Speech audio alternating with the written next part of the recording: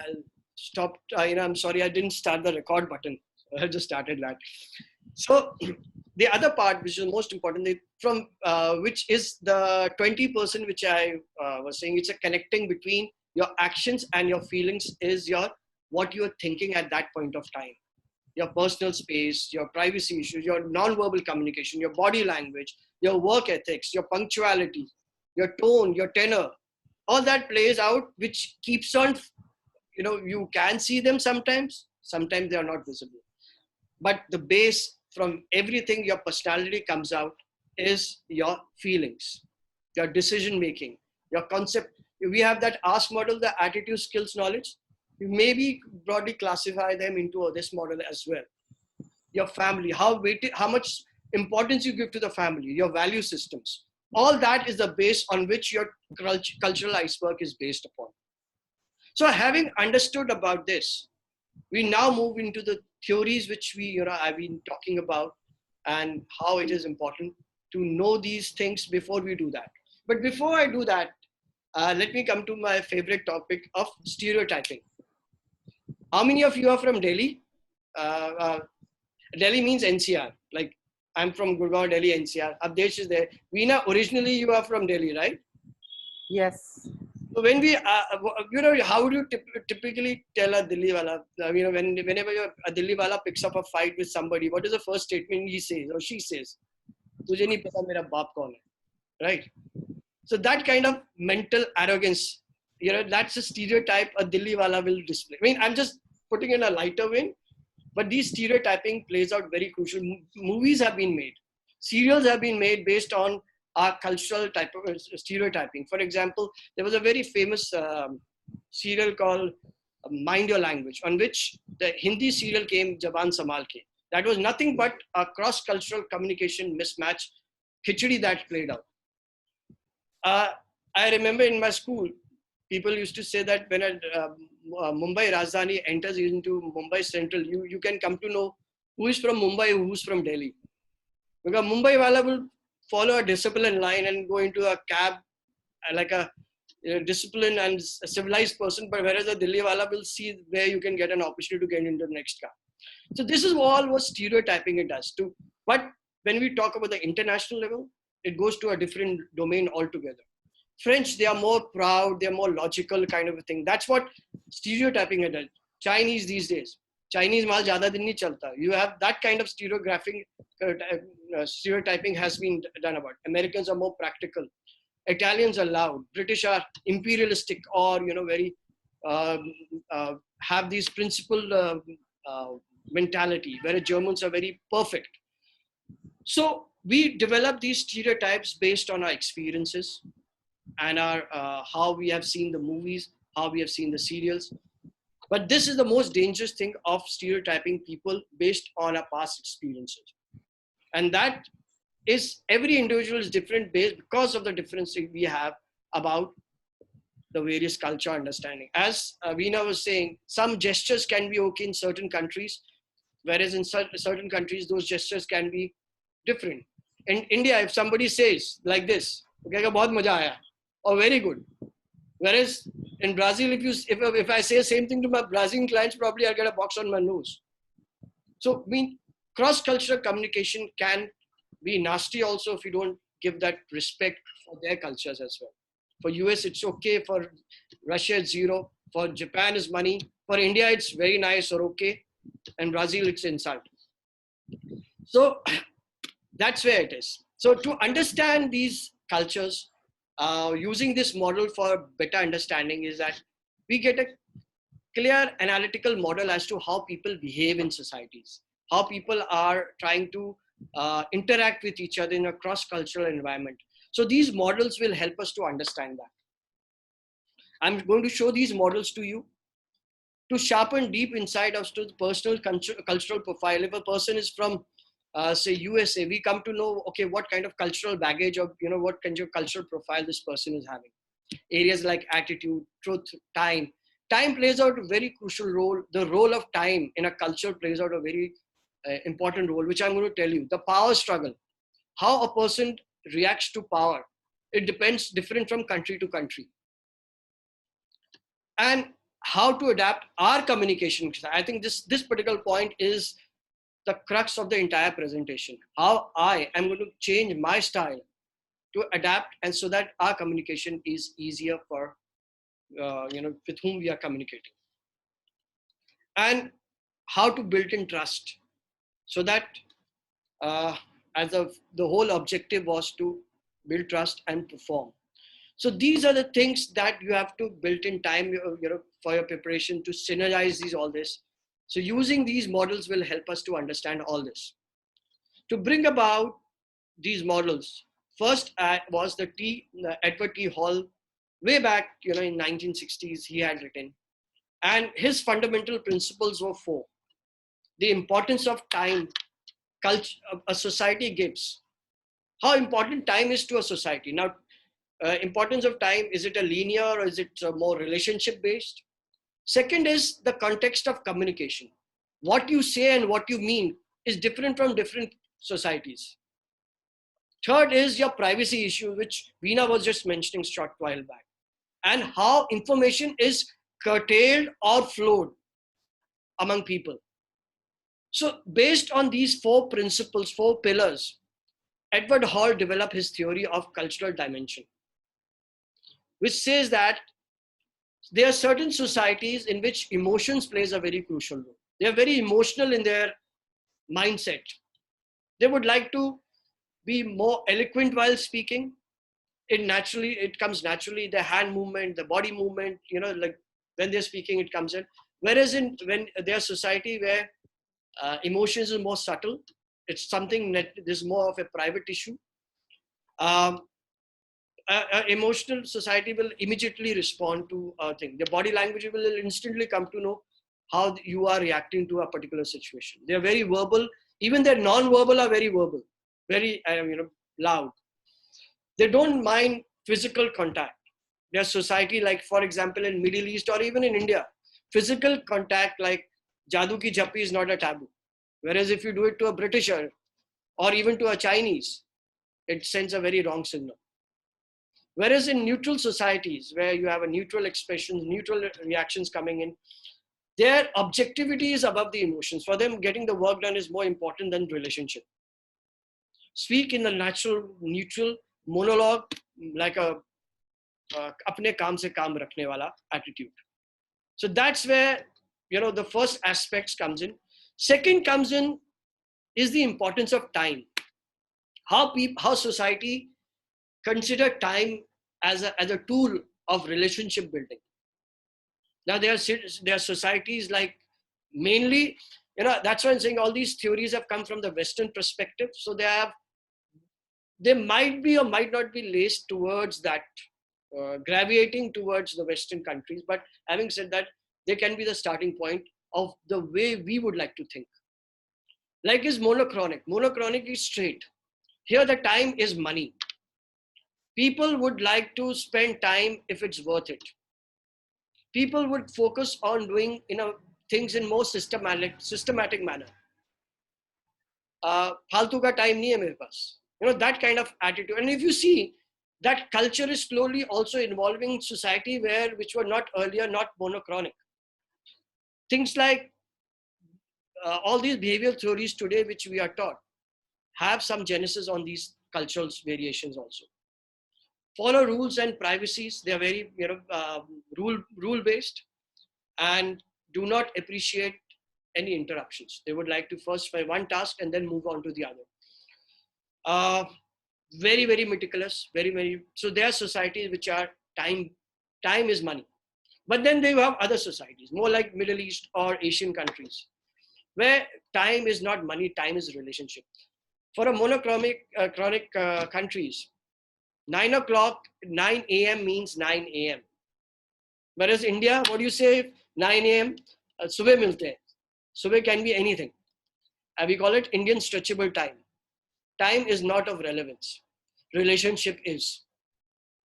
So like we do multiple things, we are okay with doing multiple things. Acha ye kaam chhod ke aa gaya, acha chai pee kar aate hain. All that things comes out in a more polychronic societies. Focuses on people rather than on work. And if you are unknown to me, How many of times we say that यार मुझे है ना pull लगानी पड़ी, jack लगानी पड़ी, तब जाके मेरा काम हुआ. It is not that something bad in our society, it is in our culture. Whether it's bad or not bad, that is not me to decide. But this is something what polychronic idyllic society is all about. So this is another very interesting aspect. So further deep diving into realism of communication and negotiation, how you can negotiate in a monochronic society versus a polychronic society, is approaches time as linear, sequential, focusing on one thing at a time. They would start a meeting, they would like to finish it, close it, then move on to the other. Whereas chronic is the other way around. The polychronic is the other way around. This type of negotiation, as I said, is more common in European countries, especially in US, Germany, Switzerland, Scandinavian countries, Japanese. So why I'm telling you this? So next time, if we are having a business call or something with companies, people from these countries, at the back of my mind, I should know the importance of time they have, or what they think time as a tool towards their way of working. So mainly influenced of these European countries. Whereas polychronic orientation to time involves simultaneous work. They would like to do multiple things. They would like to have their breaks also while working. They would like to listen to the music also. So they'll do multitasking. And this is more prevalent in Mediterranean countries, Latin countries, including some of the Western countries like France, Italy, India, of course, Arab countries, Greece, Mexico, and some of the Eastern and African cultures. So importance of time, if you see, is very limited in terms of relationship in monochronic, whereas it's open and multilingual, multi-facet in polychronic societies. And that's how you should communicate. So if I'm operating out of a polychronic mindset, and if I'm dealing with a monochronic person from, say, let's say Germany, I should know what are the expectations that person might have from me. So this is where these theories can be helpful to me if I'm doing business with these countries. Coming to approaches of time, just to give you an example, they would prefer to start meetings on time with very time specific, deal with agendas, not with people. They would like to make the minutes of the meeting so that the actions and everything are followed up. Rely on detailed, specific, and explicit communication. They believe in email communication. They don't want any telephonic. So everything is documented and referred to. That's why the email culture in India also has come about. If you see that people are more focusing on email etiquettes because of this. And they prefer to talk into sequence. And then lateness is not considered a good thing in these societies. If you're not punctual, they expect you to be rather 2 minutes early rather than to be 1 minute late. Even if you're 30 seconds late, they'll say, okay, oh, Sharad, you're late. So that is where all these cultures comes about, the relevance and importance of time. Whereas coming to the negotiator with the polychronic cultures, time is not an importance. They're flexible. Let's start in the morning. In the morning can be anything before 12. Take breaks as appropriate.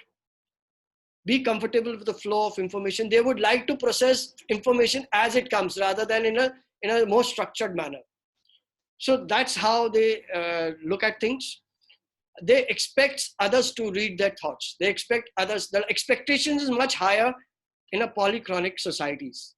Whereas in monochronic, it's more work related expectation because it is not relationship based. Polychronic is relationship based. That's why the expectations are also very high. And then talks they can do multiple talks together. And you would have seen that time is not something which needs to be adhered to. Time is something where relationship is more important for these societies. So this is what Hall had said, that you have societies which are very time focused, and another which is I think which very interesting is how you relate each other. with each other rather, is a high power distance and a low power distance society. If I put it in a lighter way, Avdesh, what if your domestic help comes into your house and you're just about preparing your breakfast? Would you invite her to sit on your dining table and offer her breakfast? If you like to answer me that question, or anybody in the forum, if the domestic helps come to the house, would you invite her to sit on the dining table and say, would you like to have breakfast?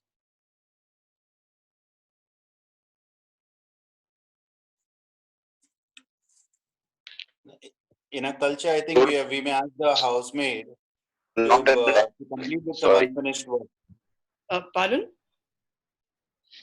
If we talk about our culture, the polychronic culture, we may ask her to come in and finish off the unfinished work instead of asking her to sit across the table and eat. So that's where society is high power distance society, right? It is very much clear. I mean, if I ask my domestic help to come and sit, have breakfast with me, my wife will kill me. I'll be honest. So coming to high power and low power distance society is very much the inequality is minimal.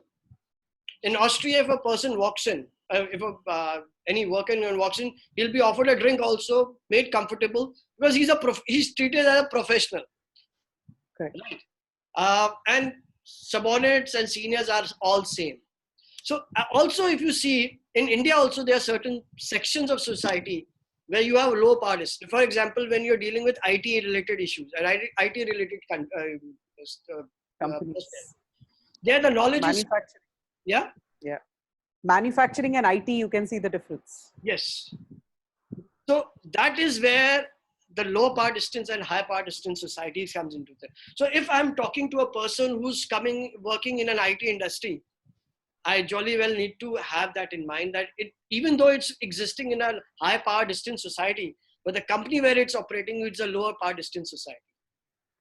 So I need to factor those, multiple goalposts, changing goalposts into consideration when we are discussing on these issues. So the characteristics of a low power distance society is that boss is just a jugadu banda.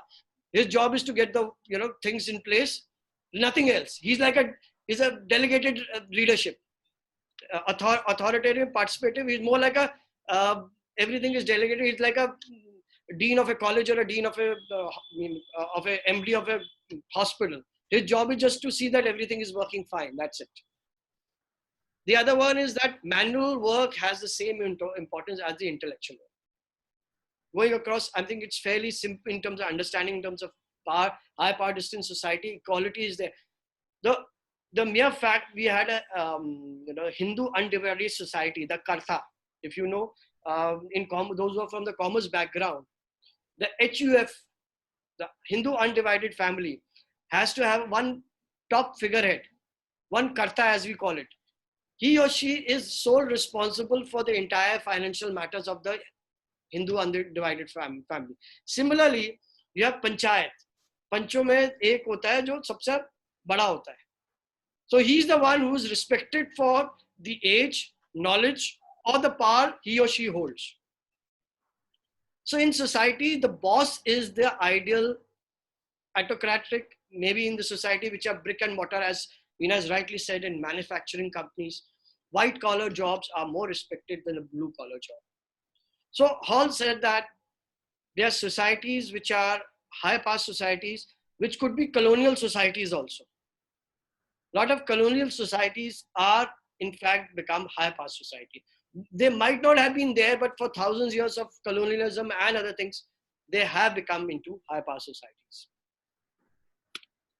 So this was one model of communication. The other very interesting model is the Lewis model. And all these models give an indication as to how we need to react. I was just introducing these models because I thought they were the only information available on cultural dimensions. There'll be a lot of them, but they are the what you call the keystone on which all the cultural theories are based. What is Lewis' theory says, it's slightly different from what Edward Hall had said. Lewis said that all societies are based on just three pillars. They can be, they can be looked upon from a different perspective. Society is either linear, it is multi-active, or reactive to situations. That's how the communication happens in these societies. When we talk about linear society, is their characteristics are they give equal opportunity. Again, linears are more of a Western societies. I like to preempt that. They are more come from the developed world. The characteristics are that they would like to do, time is monochronic. They are polite, but they are very, very dry. They might be complaining against you, but they'll be very polite towards you. They are not really open up to everything. They would like to only reveal situations. So the privacy is also very important for them. They would like to work on logic. They don't like to be, having a lose of faith, job oriented, deal with you on facts and figures rather than anything else. For them, truth is more important than, and they don't want to be, as they said, because they are being direct. So they are not diplomatic, sometimes impatient. And that is impatient is because they're coming from a monochronic society where the time is very important for them. So the impatience plays a very crucial role. So when you say a time to them, you jolly well maintain them because it's linear. So the mindset is very linear. And here they separate social interaction with a professional interaction. They don't like you to meet your families. I mean, like for them, they are not comfortable, taking you to home and having a get together, sometimes a bonding kind of a team bonding kind of thing. They're not very comfortable at that. Whereas in a multi-active, which is more like an Asian developing countries, a lot of them, these are the characteristics. They are big mouth, do several things. Again, here they're more like a, taken from the Hall's theory of more polychronic, very emotional, displaced feeling. हर एक बात का excuse निकालने में champion होते हैं वो, उनसे ना करना बड़ा मुश्किल होता है. They are people oriented. For them, feelings are more important. The best part is truth is flexible for them. काम निकलना चाहिए, right? And they always seek out who's the important person. यार बड़ी मुश्किल से जुगाड़ निकला, मैं क्यों बताऊं तुझे? All that thing is a multi-active, and here they are willing to interact their social way of living with professional lives. So you would see a lot of personal interactions of families get-togethers happening in these kind of cultures. So when I'm dealing with a multi-active society, with a monograph, all that has to, which I told you just now. Last, this is very interesting society. And I mean, any guesses where India would be? I'm going to show you a grid where India would be in this. He made a model where he placed India in a particular place. I'm going to tell you, but please, I would like to have your reaction before I show you that grid, where India is. And if I'm communicating from Indian perspective to any of these countries, personal from any of these countries, I need to factor these points into consideration. Reactive person is more of a listener. They have a very good listening skills. They would like to, develop. They're more, you have seen people from particular country, they don't say utter a word, but they're more like Chinese, conceal feelings, polite but indirect. They're not, they're very contextual. They won't be direct, but they'll say something. The tone itself will reveal what they wanted to say. Doesn't interrupt what you say. Very, very people oriented. They are like Salman Khan. What does Salman Khan says? एक बार जो मैंने commitment कर दी, तो मैं अपनी बाप की भी नहीं सुनते हूँ. So their statements are like their promises. For them, diplomacy is over the truth. So all these characteristics of a reactive society. Any guesses where India would be? In which quadrant? If I have to develop if I draw a triangle, this is linear. Above is a multi role, and the other one is down below is Reactive. Where India would be. Between multi and reactive. Very nice. Correct. So that's where, you have all these Western countries are towards, we all know it somewhere down the line, but how we use it in a realistic situation, that makes it all the difference. So characteristics are factual, decisive planners. Countries like Norway, UK, Germany, and all that. So this is where it is this is what the Lewis has said. So now very quickly, I'll run you through various regions and countries and the characteristics. Starting with UK. Based on these principles, the last theory, which I'm going to run through a video, because that's a very big, that can almost take 3-4 hours, because that's a huge theory. But that's a principle 6. That's the latest theory on which all the cultural theories are based. So talking about UK businesses, they are always be diplomatic, and somewhere down the line, if you see, the Indian society has also imbibed certain British society, things. So you will get some of the feelers also in an Indian society. They always like to be positive, use humor as a tool of communication. They do not like people who are boasting of themselves. They are very private people. They become very uncomfortable when you try to open them. Extremely punctual. They are monochronic on this. They would like to do small talks before they start with a discussion. They don't want to just directly jump into the thing. They would like to build it up. Introduction, small talks, and then the conversation, the main conversation starts. And they would respect people with knowledge. Rather than, you might be known to each other. If you don't have knowledge, they won't give you preference. So these are the characteristic behavior of a person from UK. Whereas from US, very similar but slightly different. What is happening? They become less informal. Hi and hello is more a means of saying, greeting. Extremely punctual. They don't mind being called by the first name, but initially they would expect them to be called with a little bit formality. Personal competence, professionalism, and accountability is highly appreciated. And that's where the America dream is born, because they are based on professionalism and, getting the work done. Whereas if you see Canada, similar facts. The only thing is that they would communicate rather with pleasantry to the minimum. They are more direct, more, to there. And here the business cards are exchanged when not in the beginning, but in the end. Like in India, the first thing we do when we meet, we first bring out our business card. So next time you're meeting a Canadian, do keep in mind that business cards to be brought out in the end, because that's how their culture is behaving. So these are little things which adds on to what understanding the basic cultures and building upon the trust. Talking about Australia, again, Western model, Western mindset, extremely punctual and would like to work on time. Pragmatic, profit-oriented. They would like to go into the nitty-gritties of business negotiation. They value personal relationship, but unlike US or America, but they value relationship a lot.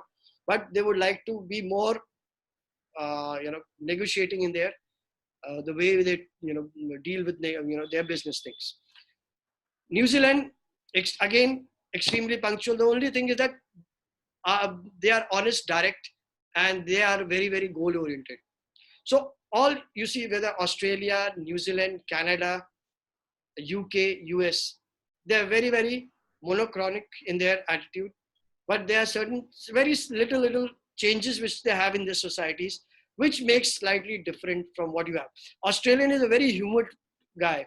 If you talk to an Australian, it's very easy to crack a joke with him rather than with a Brighton, because they open up very well. And coming to South Americans, they're more like Indians. They expect you to be punctual, but they themselves won't be punctual. Right? Greetings, and they have a very, very fine pecking order. They respect authority. So the eldest person or the eldest authority is to be introduced first. They would like to start with a small talk, and also in the end, they would like to do a small talk which might not be related with the topic of discussion. So here the relationship also plays a very crucial role, how Latin American countries evolve. So Latin American countries, again, a colonial region, are more polychronics. That is my take on it, though I have not found this anywhere, but this is my own observation. Societies which are polychronic are more from the colonial past. I don't know why. So businesses prefer to be conducted in person, and so-called emails may not be their forte. So they would like to pick up a phone, talk, and then resolve it over. The relationship plays a crucial role. Okay, small quiz. Are you ready? Yep. In South Africa, Saudi Arabia, which is considered a proper gesture of friendship between men?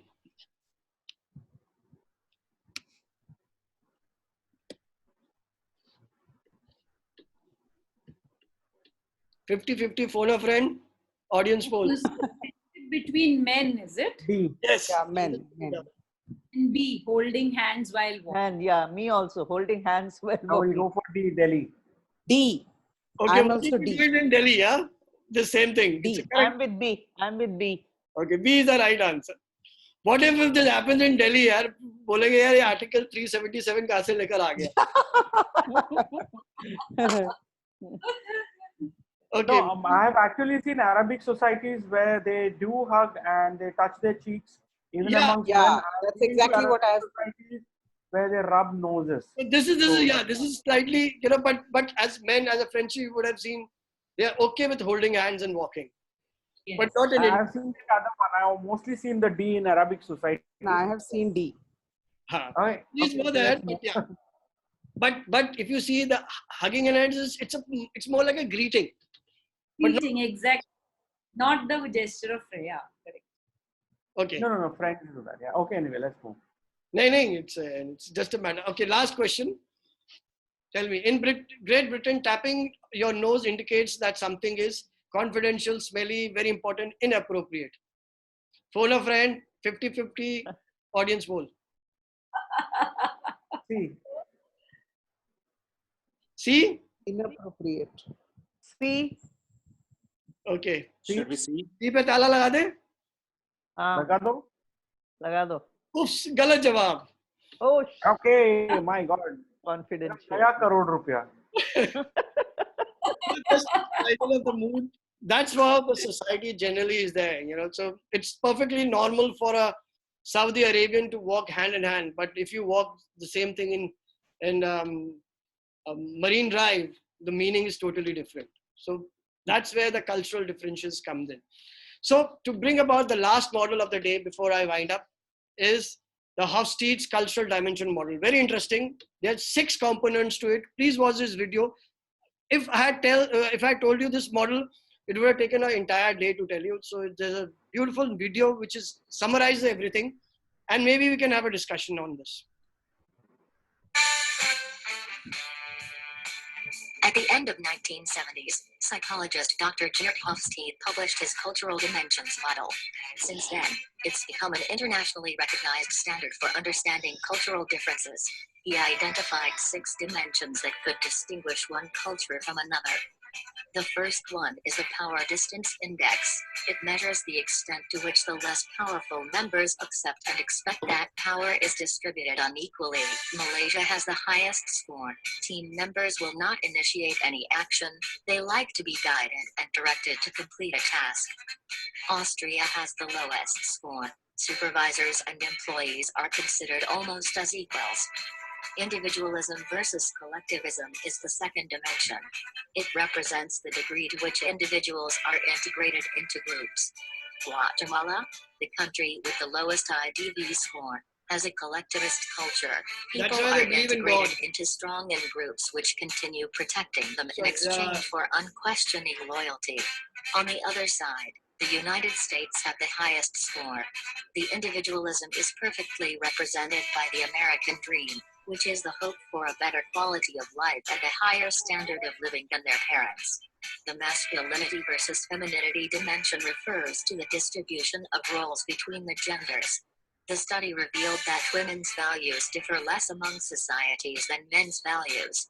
Men's values can be very assertive and competitive, maximally different from women's value, or modest and caring, similar to women's values. Japan has the highest score. If you open an office in Japan, you should recognize you're operating in a hierarchical, deferential, and traditionally patriarchal society. Long hours are the norm, and this, in turn, can make it harder for female team members to gain advancement due to family commitments. At the same time, Japan is a culture where all children learn the value of competition and winning as part of a team from a young age. Therefore, female team members are just as likely to display these notionally masculine traits as their male colleagues. By comparison, Sweden, the country with the lowest score, is a very feminine society. People focus on managing through discussion, consensus, compromise, and negotiation. The uncertainty avoidance index describes how well people can cope with anxiety. Greece is the country with the highest score.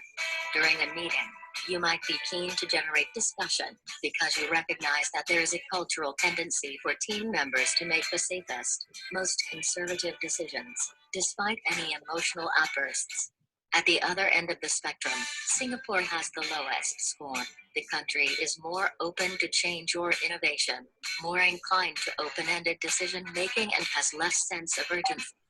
Long-term versus short-term dimension refers to the degree to which people need to explain the inexplicable, and is strongly related to religiosity and nationalism. China, the country with the highest score, has a Communist country. long-term orientation, which means that the culture is pragmatic, modest, and more thrifty. Sierra Leone is the country with the lowest score. People tend to be religious and nationalistic. Self-enhancement is also important here, along with a person's desire to please their parents. The last dimension is indulgence versus restraint. Countries with a high score such as Brazil allow or encourage relatively free gratification of people's own drives and emotions, such as enjoying life and having fun. In a society with a low score like Russia, there is more emphasis on suppressing gratification and more regulation of people's conduct and behavior, and there are stricter social norms. In conclusion, by using Hofstede's cultural dimensions as a starting point, you can make the unknown less intimidating, avoid making mistakes, and provide a much-needed confidence boost when you're working in an unfamiliar country. Above all, make cultural sensitivity a daily part of your life. Learn to value people's differences and how to respect the things that make people who they are. So, okay. For a German, a Finn, truth is a truth. For a Japanese, it is, and Britain, it's as long as it doesn't rock the boat. In China, there's no absolute truth. And in Italy, it's negotiable. That's what Louis said. So truth is also taken in a different perspective in different society. With this, I come to the end of the session of this particular session. I hope you enjoyed. Culture is more often a source of conflict than of synergy. Cultural difference is often a nuisance at the best and often a disaster. But if we really want to globalize, there is no other way around. So it's better we take them for what they are. Thank you very much. And any questions, I'm open to take them.